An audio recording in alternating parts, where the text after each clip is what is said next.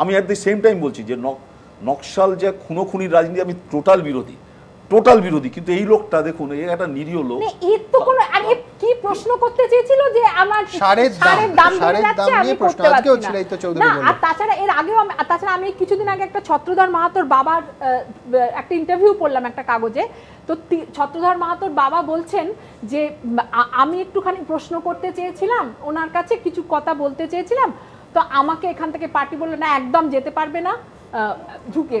কেন?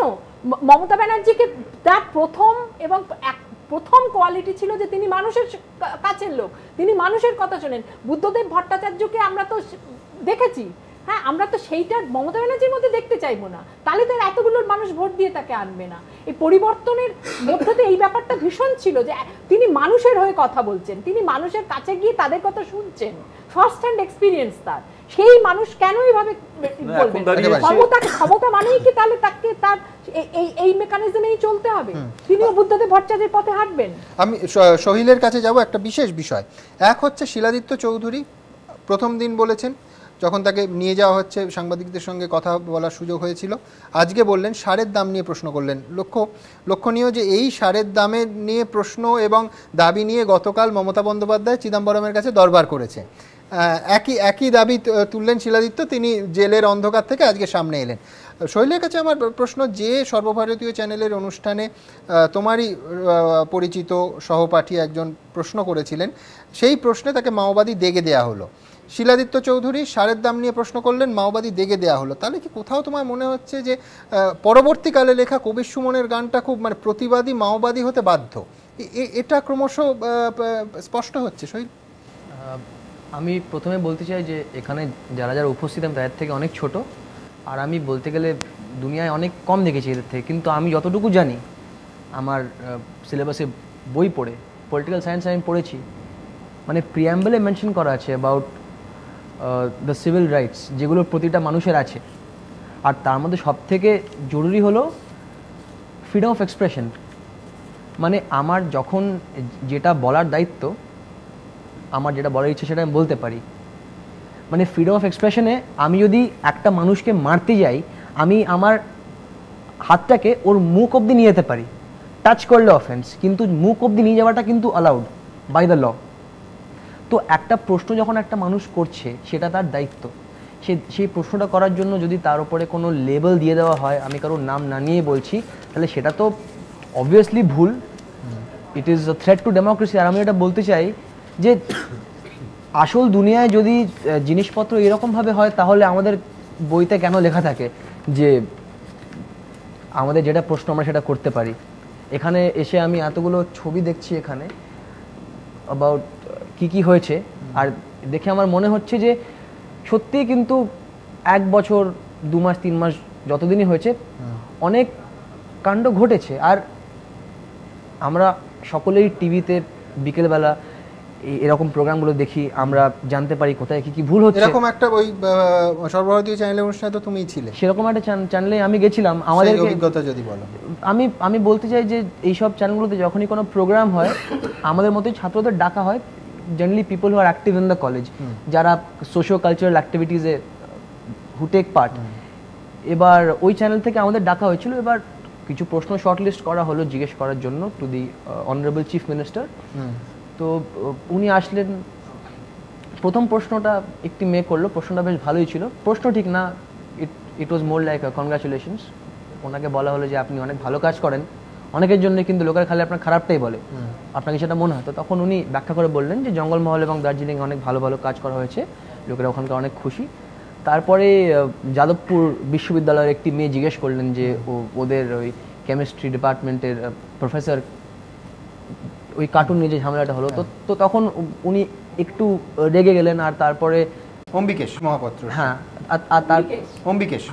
আর তারপরে যখন আমার কলেজের সিনিয়র জিজ্ঞেস করলো মুখ্যমন্ত্রীকে একটা প্রশ্ন, উনি রেগে গেলেন। এখন দেখো আমি জানি না উনি ওরকমভাবে রিয়াক্ট কেন করেছিলেন।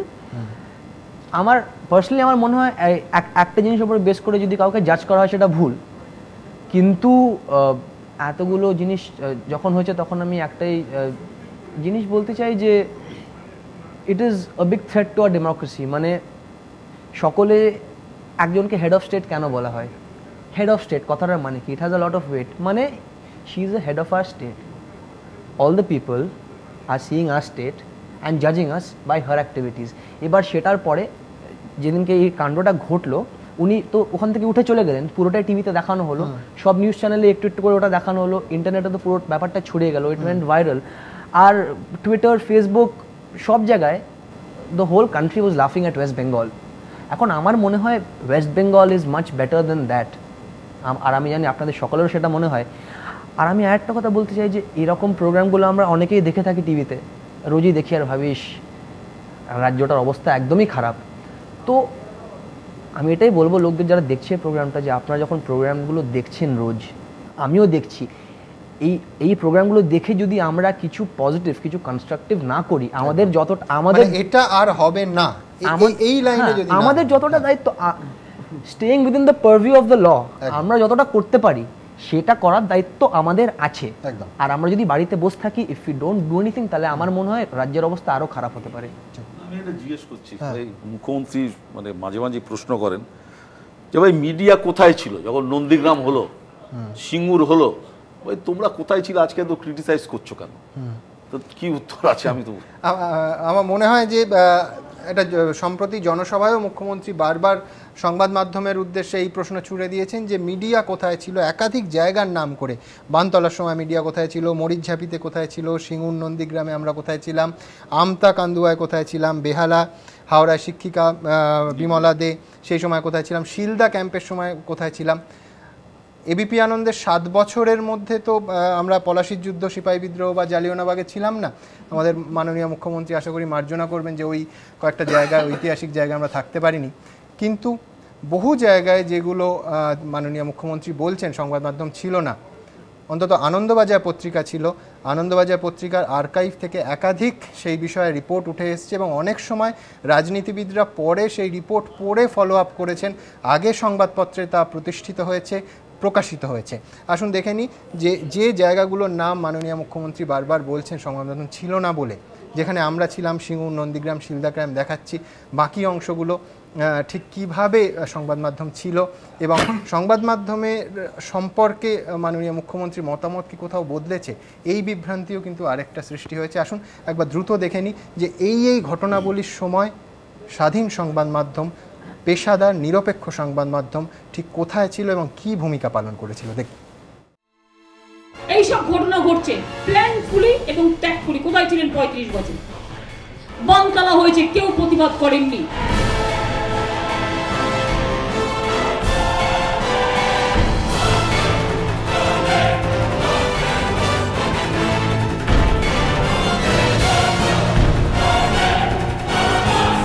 মরিচঝাপি হয়েছে, কোনো প্রতিবাদ করেননি।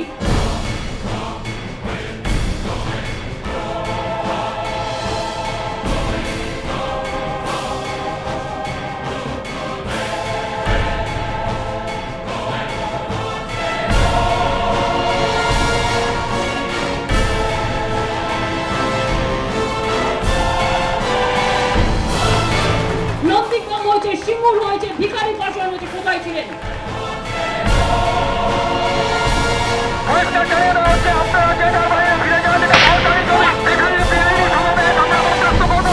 এই মুহূর্তে আমাদের পেছনে টাটাদের বন্ধ কারখানার গেট, কার্যত পুরো কারখানা, একদিকে কারখানার কঙ্কাল, অন্যদিকে অব্যবহৃত পুরো জমি।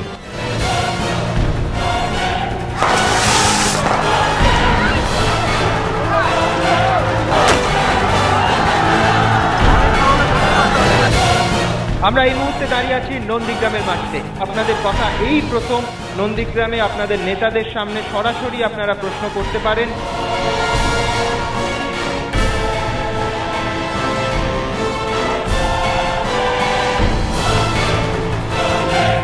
আমতায় কান্দুয়ায় জোড়া জোড়া হাত কেটে দেওয়া আছে, কোথায় ছিলেন?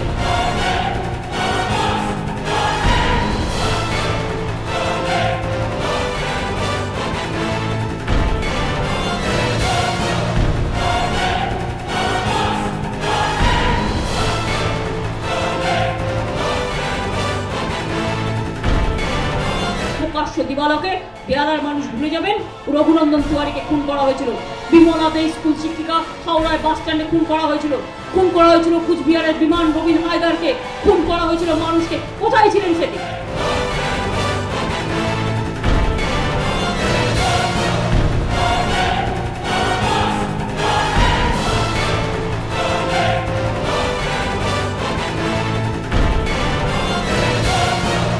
আমি তো গিয়েছিলাম বেলদাতে, শিলদা বেলদায় 31 জন ইএফআর জওয়ানকে খুন করেছিল মাওবাদীরা, লুণ্ঠন করেছিল তাদের বন্দুক।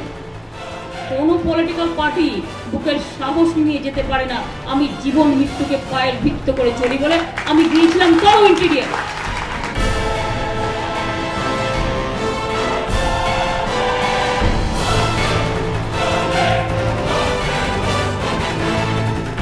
বলতে পারেন শান্তির খোঁজ আমরা কখন পাবো, কিভাবে সেই পিচকে খুঁজে পারবো আমরা? সমালোচনা তো আমাকে আলোচনার পথ প্রস্তুত করবে, আর আনন্দরা করছে নিরপেক্ষভাবে কাজ করবে। নিরপেক্ষভাবে কাজ করার জন্য আমরা নিশ্চয়ই সকলকে সাহায্য করব। তাতে যদি আপনাদের সমালোচনা হয়, হোক না, সমালোচনা তো আমাকে আলোচনার পথ প্রস্তুত করবে। আপনারা আমাদের সমালোচনা করেন, বাট আমাদের মতামতটা জানবার অধিকার দেবেন, এটার জন্য আমরা খুশি।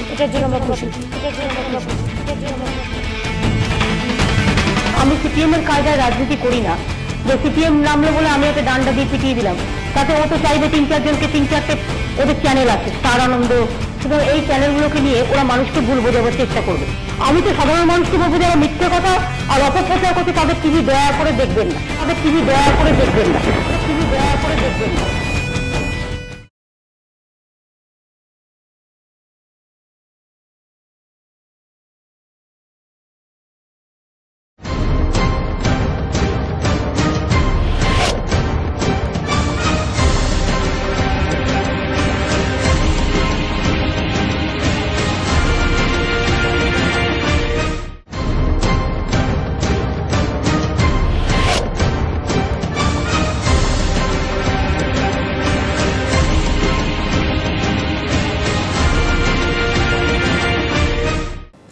শুধু যে সংবাদ মাধ্যম অনেক সময় ইস্যু তুলে ধরে তারপরে রাজনীতিবিদরা ফলো করেন তা না, অনেক সময় সংবাদ মাধ্যম সেই ইস্যুটায় বহু বছর পরে রিভিজিট করে চমকে ওঠে। তার কারণ রাজনীতিবিদরা অনেক সময় সেই ইস্যুর সঙ্গে থাকেন না।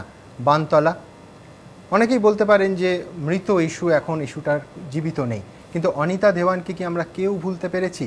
অত্যন্ত যত্ন সহকারে যে শিলা পোতা হয়েছিল, আজকে সেই শিলা প্রায় উৎপাটিত, চতুর্দিকে আগাছার জঙ্গল। দেখুন বানতলার ইতিহাস।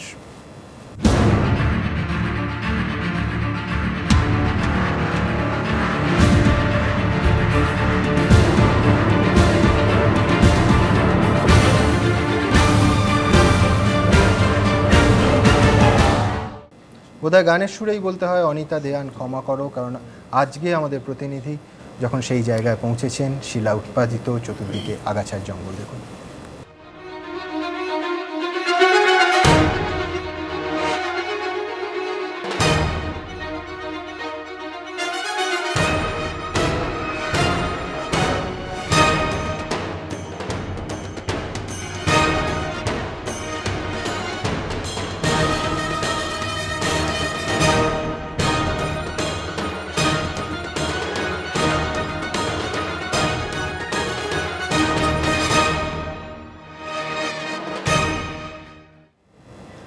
আজ থেকে সরাসরি ফেসবুক এবং টুইটারের মাধ্যমে এই অনুষ্ঠানে অংশগ্রহণ করতে পারবেন। আপনার প্রশ্ন মতামত এই অনুষ্ঠানে সরাসরি আমরা দেখাবো।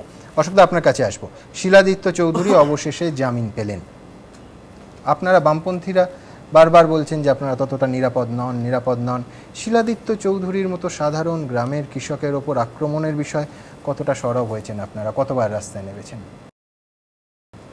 আমি যদি একটা দুটো বিষয় খুব সংক্ষেপে পরপর বলি, তাহলে একটা ধারণা দিতে পারবো আমরা বামপন্থীদের পক্ষ থেকে।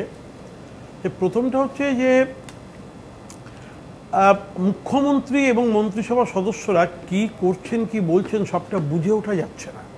আমরা বুঝতে পারছি না, বিশ্লেষণ করে বা গভীরভাবে দেখেও বুঝতে পারছি না। অনেক কথা মুখ্যমন্ত্রী বলছেন, যেসব কথা সংবিধানের সমর্থন আছে কিনা, আইনের বিধি বিধান তার অনুমোদন আছে কিনা, এইসব না ভেবেচিন্তে অনেক কমিটমেন্ট করছেন, যে কমিটমেন্টগুলো শেষ পর্যন্ত তিনি রাখতে পারবেন না, এবং যে প্রত্যাশা তার কমিটমেন্টকে কেন্দ্র করে গড়ে ওঠে তার পরিণতিও ভালো হবে না। তিনি বহুবার বহু দপ্তরে কেন্দ্রের মন্ত্রী হয়েছেন, কিন্তু কোনো একটা দপ্তরের মন্ত্রিত্ব শেষ পর্যন্ত করতে পারেননি, আর যত কমিটমেন্ট করেছেন কোনোটাই বোধহয় কার্যকর হয়নি। যেমন ধরুন কয়লা মন্ত্রী ছিলেন, তখন কয়লা দপ্তরের উদ্যোগে একটা হাসপাতাল হবে বলে ইস্টার্ন বাইপাসে জমি দখল হলো, ওই শিলাপোতা হলো, কিন্তু শেষ পর্যন্ত হাসপাতাল বন্য কোনো কিছু হয়ে ওঠেনি। এইরকম সিঙ্গুরের জমিটায় কতবার কত কারখানা হবে, শেষ পর্যন্ত কিছুই হয়ে ওঠেনি। আসলে সিঙ্গুর হয়েছে মমতা বন্দ্যোপাধ্যায়ের রাজনৈতিক উত্থানের সিঁড়ি, এখান থেকেই তার রাজনৈতিক উত্থানের শুরু। এবং সংবাদ মাধ্যমের কাছে বোধহয় সবচেয়ে বেশি ঋণী থাকা উচিত মমতা বন্দ্যোপাধ্যায়ের।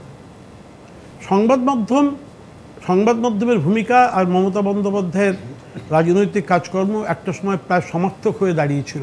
সংবাদ মাধ্যমের এরকম সহযোগিতা না পেলে তার পক্ষে আজকে এখানে আসা সম্ভব হতো না। হয়তো ক্ষমতায় বসার পর অনেকেই বদলে যায়, তিনিও বদলে যেতে পারেন, বদলে হয়তো যাচ্ছেনও, কিন্তু মুখ্যমন্ত্রী যখন রাষ্ট্রের একজন কর্ণধার। শুধু সংবাদ মাধ্যমে কৃতিত্ব দেবেন অশোকদা, আপনাদের সিঙ্গুর নন্দীগ্রাম নেতাকে কৃতিত্ব দেবেন না? আমি আসছি। ব্যাপার হচ্ছে যে সিঙ্গুর যেমন উত্থানের একটা জায়গা ছিল, সংবাদ মাধ্যমের ভূমিকা আর মমতা বন্দ্যোপাধ্যায় সমর্থক হয়ে গিয়েছিল, এখন সিঙ্গুর মমতা বন্দ্যোপাধ্যায়ের কাছে গলার কাটা। সত্যি কথাটা সত্যি করে বললে বোধহয় মানুষ বুঝতে পারে। বারবারই যে রাজনৈতিকভাবে যে কথা, যে কমিটমেন্ট মমতা বন্দ্যোপাধ্যায় তার দল করেছেন, সেখান থেকে আজকে সরে আসতে পারছেন না। সিঙ্গুরের জমি ফেরত দিয়ে দেবেন বলছেন, ফেরত দিলে আমি সবচেয়ে খুশি, আমরা বামপন্থীরা, আমাদের দল আরএসপি সবচেয়ে খুশি যদি সিঙ্গুরের জমি ফেরত দিতে পারেন, ফেরত দিন। কিন্তু কোর্টের রায়ের যে অপব্যাখ্যা হচ্ছে, এবং টাটা চলে যাওয়ায় খুশি না সিঙ্গুরের জমি, দুটো কি করে একসঙ্গে খুশি হবে? না, সিঙ্গুরে যে জমিটা ওদের দাবি অনুযায়ী ফেরত দেওয়া মানে তো 1000 একর জমি ফেরতের কথা হচ্ছে না, ওদের দাবি, ওদের মানে তৃণমূল কংগ্রেসের দাবি অনুযায়ী 400 একর, বাস্তবে 40 একরের বেশি দাবিদার পাওয়া যাচ্ছে না, 40 একরের বেশি দাবিদার পাওয়া যাচ্ছে না, ফলে সেটাই ফেরত দিন না, দিতে পারলে আমরা খুশি। কিন্তু আজকে সিঙ্গুর একটা রাজনৈতিক হাতিয়ার হয়েছে। না হলে আপনারা বিচার করুন, সিঙ্গুরের অনিচ্ছুক কৃষকেরা 60 কেজি করে খাদ্যশস্য পাবেন। আচ্ছা, জঙ্গলমহল পাবে না কেন বলুন তো? কেন জঙ্গলমহলের মানুষ কি সিঙ্গুরের চেয়েও এপিএল, অ্যাভাব পভার্টি লাইন? আমি বলতে গেছি প্রতি পরিবার সপ্তাহে 4 কেজি, 16 কেজি, মোট মাসে 16 না, আজকে যে না 60 কেজি আছে যে বিনা পয়সায় 60 কেজি খাদ্যশস্য পাবেন। দেখে নিন কাগজে, মানে মমতা বন্দ্যোপাধ্যায় যা অ্যানাউন্সমেন্ট এবং সরকারি নথি যা বলছে, সপ্তাহে 4 কেজি, মাসে 16 কেজি। আজকের কাগজে আছে 60 কেজি, 2000 টাকা। কাগজে প্রিন্টিং মিস্টেক হতে পারে। আমি বলতে চাইছি না, প্রিন্টিং মিস্টেক 16টা 60 কি করে হবে? নিশ্চয়ই হলে দেখে আজকেও বিমানবন্দরে মুখ্যমন্ত্রী বলেছেন, আপনাকে দেখে আচ্ছা। কিন্তু আমি বলছি যে তাহলে এইটি জঙ্গলমহলের লোকের জন্য হবে না কেন? তারা তো দারিদ্র সীমা, চরম দারিদ্রের কথা, যাদের জন্য অনেক চোখের জল মুখ্যমন্ত্রী ফেলেছেন, হবে না আসলে সর্বত্র, কিন্তু হচ্ছে না। আমি বলতে চাইছি গন্ডগোলটা কোথায় হচ্ছে, আইন যখন করছেন মুখ্যমন্ত্রী, কোন সরকার আইন করলে নির্দিষ্ট একটা এলাকার লোকের জন্য করতে পারেন না। ধরুন সিঙ্গুরে যে আইনটা করলেন জমি ফেরতের আইন, আচ্ছা এই আইনে কিন্তু মালদার কোনো লোক আবেদন করতে পারবে না, পুরুলিয়ার কোনো লোক আবেদন করতে পারবে না, এটা শুধু সিঙ্গুরের জন্যই হলো। আমি বলছি আইনের অসম্পূর্ণতা এখানে, সরকারি কাজকর্ম পদক্ষেপের অসম্পূর্ণতা এখানে। সরকার এটাকে সিঙ্গুরকে রাজনীতির হাতিয়ার করেছেন। আগে সিঙ্গুরের মাধ্যমে তিনি উঠে এসছেন ক্ষমতায়, সিঙ্গুর এখন গলার কাটা হয়ে বিঁধে আছে। সিঙ্গুরকে মানে সিঙ্গুর বলছেন, জঙ্গলমহল বলছে না, জঙ্গলমহলে 2 টাকা কিলো দরে চাল দেওয়া হচ্ছে, আগেও ছিল। আমি বলছি তুলনা করে একটা ভিত্তি হবে তো। সরকার যখন কাউকে কোনো আর্থিক সাহায্য করে, ভিত্তিটা কি? অনিচ্ছুক কৃষক তো ভিত্তি হতে পারে না, তাহলে জঙ্গলমহল বাদ গেল কেন? আমি বারবার এই কথাটাই বলার চেষ্টা করছি, আর্থিক ভিত্তি দরকার, সামাজিক ভিত্তি দরকার। বেশি পিছিয়ে পড়া অঞ্চল, তাহলে জঙ্গলমহলে আসবে এটা 2 টাকা কিলো জোড়া চাল। তাহলে বাকি ওই যে 16 কেজি, আমি যদি ধরে নিই তোমার কথা, 16 কেজি, কাগজ 60 কেজি লিখেছে আজকে, ঠিক আছে, যে ধরে নিই, তো সেটা যাবে না কেন? আর আমার পরের কথা হচ্ছে যে এরা যে শিলাদিত্য প্রসঙ্গে আমি পরিষ্কার মনে করি, মাওবাদী রাজনীতি করাটা আইনসঙ্গত অধিকার। মাওবাদী রাজনীতি করার জন্য কাউকে এভাবে গ্রেপ্তার করা যায় না, সরকার অন্যায় কাজ করেছেন। শিলাদিত্যকে গ্রেপ্তার করলে তখনই গ্রেপ্তার করা যেতে পারত, সেটা না করে পরে বাড়ি থেকে গ্রেপ্তার করে অন্যায় কাজ করেছেন। সরকার এবং প্রশাসনের কাজের মধ্যে কোনো যুক্তিসঙ্গত সমন্বয় খুঁজে পাওয়া যাচ্ছে না। এবং আমার ধারণা মুখ্যমন্ত্রীর সঙ্গে মাওবাদীদের তো একটা সম্পর্ক ছিলই। আজকে মুখ্যমন্ত্রীর পক্ষে বোধহয় কে মাওবাদী সেটা চিনে ফেলা খুব সহজ, যে জন্য তিনি মঞ্চ থেকে আঙুল তুলে বলতে পারেন ওই একজন মাওবাদী আছে ওখানে, বলতে পারেন ওর সঙ্গে সম্পর্ক ছিল, চিনে ফেলা খুব সহজ। কিন্তু আমি খুব পরিষ্কার সাধারণ বোধ বুদ্ধিতেই এটা বুঝি, যে মানুষটা মাওবাদী সে পালিয়ে যাবে, সে বাড়িতে চাষবাস করবে না। ধরলে পুলিশ তখন ধরলেন না কেন, পরিস্থিতি মুখ্যমন্ত্রী তৈরি করেছেন। মুখ্যমন্ত্রী পুলিশের ব্যারিকেড ভেঙে দিতেন, জনতার মধ্যে চলে যেতেন, জনতার হাত ধরতেন, বাচ্চাদের গাল টেপে দিতেন, খুব ভালো কাজ করতেন, মানুষের সঙ্গে মিশে যেতেন। আজকে যদি সেই সময় মুখ্যমন্ত্রীর কোনো একজন সঙ্গী আজকে যদি মনে করেন সেদিনও মুখ্যমন্ত্রী পুলিশের গাড়ি থেকে নেমে বা পুলিশের ব্যারিকেড সরিয়ে দিয়ে আমার সঙ্গে কথা বলেছেন, আজকেও আমি মুখ্যমন্ত্রীকে আমরা একটা কথা জানাবো, দাবিটা জানাবো, অন্যায়টা কী করবেন সেই মানুষ? সেই অন্যায় কথা বলতে গেলেই তাকে প্রতিবাদী, তাকে চক্রান্তকারী, তাকে মাওবাদী বলা হবে।